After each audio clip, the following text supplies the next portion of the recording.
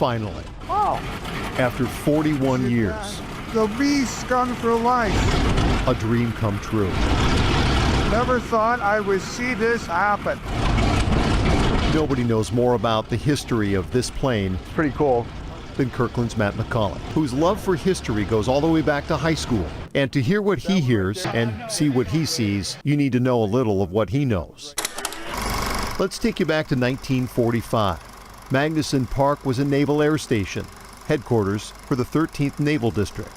Naval records show one particular Curtiss SB-2C Helldiver entered service on June 30th, 1944. This aircraft history card shows it was transferred to Seattle just 6 months later. After a hard landing, it was stricken. They were loaded up on a Navy crane ship, hauled out into the middle of the lake, and dumped in 150 feet of water. 40 years later, two college students armed with a little knowledge and know-how set out to bring one of those Helldivers up from the depths. Thinking back to the fact that it was 41 years ago. I caught up with McCauley at the park last week on the anniversary of that salvage.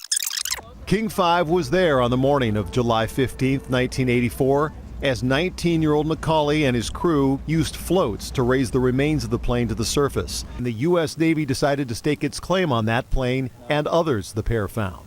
They should be raised under the auspices of the Navy, has never given up ownership to them, has not abandoned them in any way. It seems the plane did have some value after all. A young McCauley sure thought so. Seeing as how there are only two SB-2Cs known, I would like to see this go into being restored, either helping restore another one or have this one itself restored. The boys won the legal battle and the plane was sold to a collector the following year.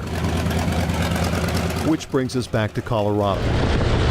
Of the 7,140 SB-2Cs built between 1943 and 1945, only a handful remain today.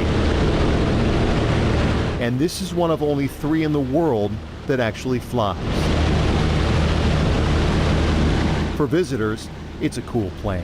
For history buffs, it's a World War II icon.